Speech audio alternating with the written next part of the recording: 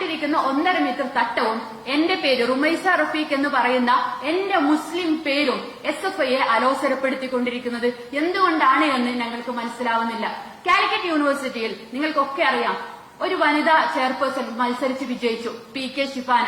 PK Shifana എന്ന് പറയുന്ന പെൺകുട്ടി KKTM ഗവൺമെന്റ് കോളേജിൽ UUC ആയി മത്സരിക്കുന്ന സമയത്ത് അത് തട്ടമിട്ട വർഗീയതവാദിയാണ് എന്ന് SFI ആണ് അന്ന് അടിച്ചിറക്കിയിട്ടുണ്ടായിരുന്നത്.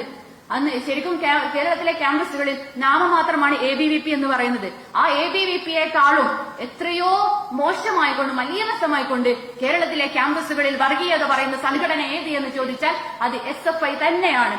ഞങ്ങൾ ചെയ്ത തെറ്റെന്താണ്? ഞങ്ങൾ ഈ വസ്ത്രം ധരിക്കുന്നതാണോ തെറ്റ്? ഞങ്ങൾ ഇന്ന് വിശ്വാസത്തിൽ വിശ്വസിക്കുന്നതാണോ തെറ്റ്? ഞങ്ങൾക്ക് ബോധ്യമുണ്ട്, ഞങ്ങൾ ജീവിക്കുന്നത് ഇന്ത്യ എന്ന് പറയുന്ന മതേതര രാജ്യത്താണ്. ആ രാജ്യത്ത് ഒരു ഭരണഘടനയുണ്ട്. ആ ഭരണഘടന ഞങ്ങൾക്കൊരു അവകാശം തരുന്നുണ്ട്.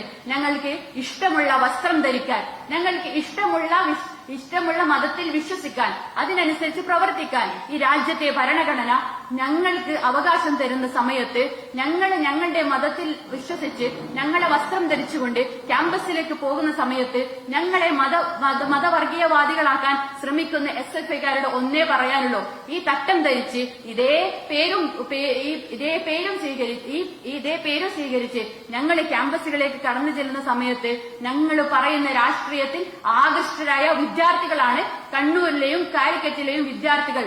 ആ വിദ്യാർത്ഥി മനസ്സിൽ MSF ഉണ്ട് എന്നതിന്റെ തെളിവാണ് കണ്ണൂരിലും കാലിക്കറ്റിലും MSFനുള്ള വിജയമെന്നുള്ളത്.